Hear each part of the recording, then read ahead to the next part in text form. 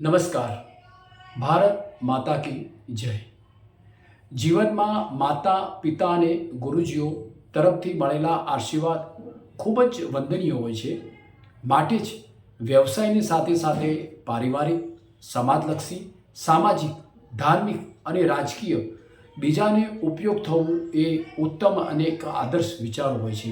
આજરોજ મોડ મોદી કાંચી સમાજનું ગૌરવ એવા માન્ય શ્રી ગિરીશભાઈ ગોરધનભાઈ મોદી આહવા ડાંગ સમસ્ત ગુજરાતી મોડ મોદી સમાજ ટ્રસ્ટ ગુજરાત ઉપપ્રમુખ અને ભારતીય જનતા પાર્ટીના પાયાના કાર્યકર, જેઓની પરિવાર સાથે શુભેચ્છા મુલાકાત માટે તેમના નિવાસસ્થાને આવવા માટેનો એક જ ખૂબ શુભ અવસર પ્રાપ્ત થયો છે. એ ગૌરવની વાત છે. જોકે આજે મા ભગવતીની કૃપાથી, મા ચામુંડા માતાની કૃપાથી આજે માન્ય શ્રી મોદી ગિરીશભાઈ ગોરધનભાઈ, કે જેઓ પોતે ડાંગ જિલ્લાની અંદર આહવા પોતે અહીંયા પોતે રહે છે અને પોતાનું નિવાસસ્થાન છે. જોકે સાથે સાથે પોતે એક પોતાના વ્યવસાયની સાથે એક સામાજિક પ્રવૃત્તિઓ સાથે પણ જોડાયેલા છે. એની સાથે સાથે સમાજની સાથે પણ એક ઉમદા કામ અને વિશેષ એક ભારતીય જનતા પાર્ટી એના સાથે પણ એક પરિવારના મિત્રો સાથે ખૂબ સુંદર મજાનું અત્યારે નેતૃત્વ સાથે કામ કરી રહ્યા છે. આજે એમની મારી પરિવાર સાથે આવવાનો એક શુભ અવસર પ્રાપ્ત થયો છે, તો એમની સાથે હું થોડી ચર્ચા અને વાતચીત કરીશ. નમસ્કાર, કેમ છો ગિરીશભાઈ? નમસ્કાર ગિરીશભાઈ, કેમ છો? બસ મજામાં. જો કે આજે અમે અહીંયા સાપુતારા અહીંયા એક ફેસ્ટિવલ ચાલી રહ્યો છે, મોન્સૂન ફેસ્ટિવલ ચાલી રહ્યો છે. એ જોવા અને એના ભાગરૂપે આપની વિશેષ મુલાકાત માટે આજે હું આવ્યો છું. ખૂબ આનંદ થયો. મને પણ આનંદ થયો આપને મુલાકાત થઈ. કે આપ ડાંગ જિલ્લાની અંદર આહવાની અંદર જે પરિવાર સાથે અને કેટલા સમયથી આપ અહીંયા રહો છો? મારો જન્મ જ ડાંગમાં થયો છે. 1960થી મારા પપ્પા મમ્મી અહીંયા આવ્યા હતા. પપ્પા આવ્યા હતા. બરાબર. મેરેજ થયા. એટલે 1960થી અમારા મોટા બાપા અને મારા પપ્પા એ લોકો આવ્યા હતા. ધંધારથી. ખૂબ સરસ. ધંધારથી અહીંયા આવેલા હતા, અહીંયા વસવાટ કર્યો. વસવાટ કરેલો હતો. બિઝનેસમાં શું હતું એ વખતે એમને?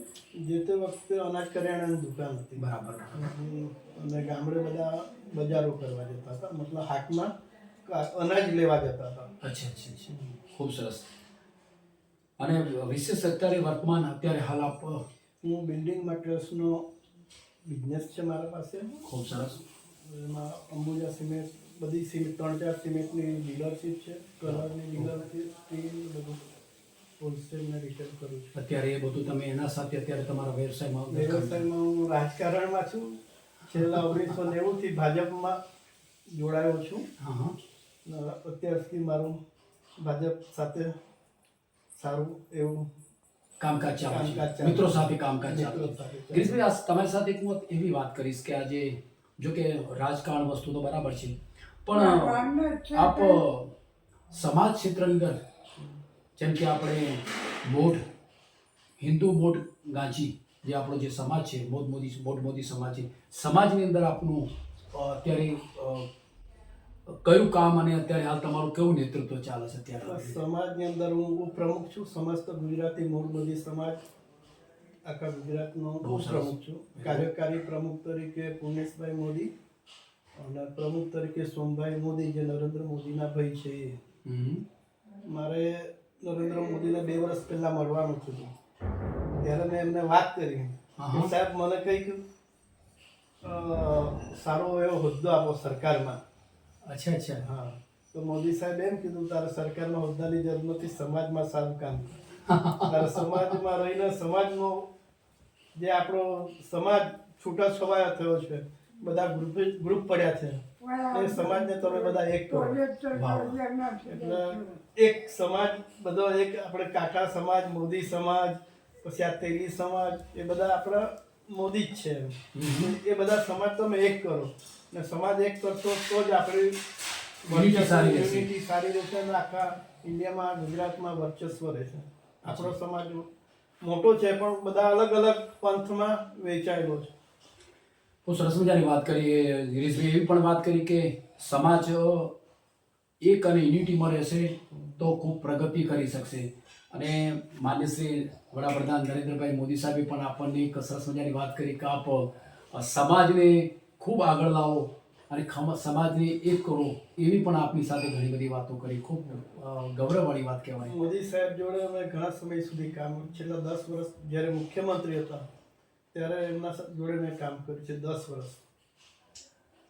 તમે મોદી સાહેબના આટલા બધા એકદમ નજીક છો, તો મોદી સાહેબના માન્ય નરેન્દ્રભાઈ મોદી સાહેબના સ્વભાવ વિશે આપ શું કહેશો? એ નરેન્દ્રભાઈ મોદી સાહેબ મારી ખૂબ કેર રાખતા. મહિનામાં, જ્યારે સીએમ સાહેબ મુખ્યમંત્રી હતા, મહિનામાં 2 ફોન એના આવતા. અચ્છા. હા, પર્સનલી આવતા. બોલ ગિરીશ, શું કરે છે, તબિયત કેવી છે, છોકરાઓ શું કરે, બધું આખું સરસ રાખતા. હા, ઘણી બધી તમને પ્રોત્સાહન આપતા, તમારી સાથે ઘણી બધી વાતો કરતા. કઈ મુશ્કેલી છે, બધી જ સમાજમાં કઈ તકલીફ છે, છોકરાઓ સાથે કેવું છે, છોકરાઓ ભણે છે કે નહીં, બધી મારી કેર રાખતા હતા. જો કે તમે મારી સાથે વાતચીત કરતા કરતા મોદી સાહેબનું નામ આવ્યું તો તમારી આંખો એકદમ ભરાઈ આવી. એનું કારણ શું? બસ ખૂબ લગાવ. હા, ખૂબ જો કે મારી સાથે ગિરીશભાઈ પોતે માન્ય શ્રી વડાપ્રધાન નરેન્દ્ર મોદી સાહેબની એમના આશીર્વાદ અને એમની સાથે જે વાતો કરી હતી. ગિરીશભાઈ અત્યારે પોતે વાત કરતા કરતા પણ પોતે ગળગળા થઈ ગયા. માટે એમના પણ મોદી સાહેબના પણ એમના પર ખૂબ જ આશીર્વાદ હતા. એની સુંદર મજાની વાત કરી.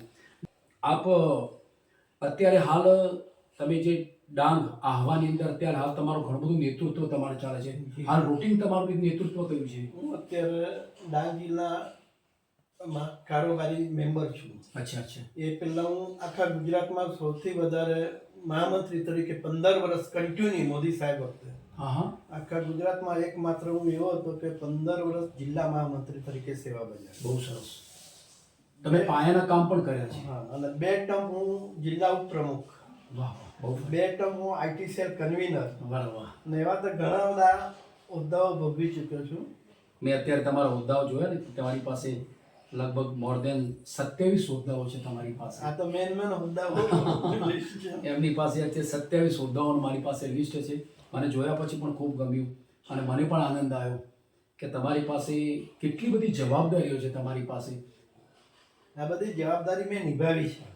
અચ્છા. આ જે લિસ્ટ છે ને, જવાબદારી બધી મેં ભૂતકાળમાં બધા જે તે વર્ષમાં નિભાવી છે. લખ્યું જ છે. હા, મેં જોયું ને તમારે છેલ્લે તમારા ખ્યાલથી 2024ની અંદર સદસ્યતા અભિયાન અંતર્ગત જિલ્લામાં સૌથી વધુ 1263 પ્રાથમિક શાળાના સભ્ય બનાવી પક્ષની વિચારધારા સાથે કાર્યકર્તાઓને જોડીને વિશેષ યોગદાન માટે તમે બધા સાથે સંપર્ક કર્યો હતો એવું પણ તમે દર્શાવ્યું છે. જિલ્લામાં અહીં અમારો જિલ્લો 98% આદિવાસી. અચ્છા. અને આપણી, હું છું ઓબીસીમાંથી, બક્ષીપંચ. હા. અને આમ મારું વતન મહેસાણા. હવે ડાંગ જિલ્લામાં આવીને ભાજપને ઊભું કરવાનું કામ, ભાજપની વિચારધારા સાથે લોકોને જોડવાનું કામ, એ બધું મેં કર્યું છે. ખૂબ સરસ મજાની વાત કરી. મૂળ ભારતીય જનતા પાર્ટીના મિત્રો સાથે જોડવાનું કામ આપે વધુ વેગવંતું બનાવ્યું છે. વર્તમાન જે અત્યારે હાલ સમાજને શું સંદેશો પાઠવવા માંગો છો? સમાજમાં તો અત્યારે શું છે કે આપણો સમાજ બધો વિખોટો પડેલો છે. હા.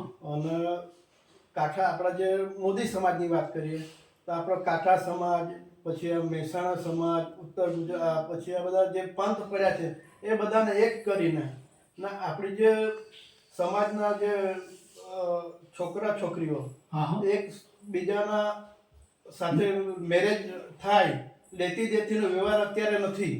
અચ્છા. છોકરા છોકરીનો તો એકબીજા સમાજ સાથે, જે આપણા એક જ સમાજ છે પણ કાંટા સમાજ, પછી 2-4 સમાજ છે, એમાં બધા લેતી દેતીનો વ્યવહાર નથી. એ બધા સમાજમાં વ્યવહાર થાય, એકબીજા સાથે આત્મીયતા બંધાય અને એકજૂટ થાય એ માટેના પ્રયત્નો ચાલુ છે. એવી વાત કરી કે સમાજ અલગ અલગ પંથમાં છે, પણ સમાજની અંદર છોકરા છોકરીઓની લેતી દેતી એટલે એકબીજા સાથે નજીક આવે અને એકબીજાના પરિવાર સાથે જોઈન્ટ થાય એવી સુંદર મજાની ગિરીશભાઈએ વાત કરી. જો કે આવું થવું જોઈએ. હું પણ એના વિશે સંદેશો પાઠવું છું કે સમાજના દીકરા દીકરીઓ સમાજની અંદર રહેવા જોઈએ કેમ અને કે અત્યારે શું એકબીજાને. આપણે સમાજમાં દીકરીઓ બીજા કાસ્ટમાં લગ્ન કરીને જાય અચ્છા અચ્છા અચ્છા, એ વસ્તુ અટકાવવાની જરૂર છે. બરાબર. એના માટે અમારા પ્રયત્નો પણ ચાલુ છે. બરાબર. માટે તમે વિશેષ તો સરસ મજાની વાત કરી, પણ તમે અત્યારે નવા વર્તમાન જે નવયુવાનો છે એમને શું સંદેશો પાઠવો છો? નવયુવાનો તો હવે શું, નવયુવાનો માટે તો હવે આગળ ભણવું જોઈએ. એ લોકોએ શિક્ષિત મતલબમાં શું, જે આગળ આપણે સમાજ શિક્ષિત નહોતો, ધંધામાં બધા પરવાયા હતા. અત્યારે આપણા સમાજના યુવાન છોકરા છોકરીઓ આગળ આવીને ભણવું જોઈએ અને સમાજને નામ રોશન કરવું જોઈએ. સમાજમાં આપણા અત્યારે ક્લાસ 1 અધિકારી કોઈ નથી, અચ્છા અચ્છા, આઈએસ અધિકારી કોઈ નથી, ક્લાસ 2 અધિકારી આપણા સમાજમાંથી કોઈ નથી. તો સારું શિક્ષણ મેળવી આગળ વધે અને એવા ક્લાસ 1 ક્લાસ 2 ઓફિસરો આપણા સમાજમાંથી બને એવી સૌ યુવાન મિત્રોને મારે ખાસ કહેવાની. બહુ બહુ સરસ. ગિરીશભાઈ એવી પણ વાતો કરી કે સમાજની અંદર આઈએએસ, કલેક્ટર, ઉચ્ચ હોદ્દાઓ પર શિક્ષિત યુવાનો બને અને ટોપ લેવલ પર જ્યારે આગળ ભણે અને સમાજનું નામ રોશન કરે અને ગૌરવવંતા બની એવી પણ સુંદર મજાની ગિરીશભાઈએ વાત કરી. ગિરીશભાઈ ખૂબ જ સરસ મજાની વાત કરી મારી સાથે. જો કે આજે અચાનક આપની સાથે આવવાનું પરિવાર સાથે એક થયો છે, અવસર થયો છે. ખૂબ સુંદર મજાની વાત કરી. આપ સમાજ ક્ષેત્રે, રાજકીય ક્ષેત્રે અને શિક્ષણ ક્ષેત્રે ખૂબ જ ઉમદા કામ કરો એવી તમને હું હૃદયપૂર્વકની શુભેચ્છાઓ પાઠવું છું. જય શ્રી રામ, જય શ્રી રામ, જય શ્રી રામ. જય શ્રી રામ.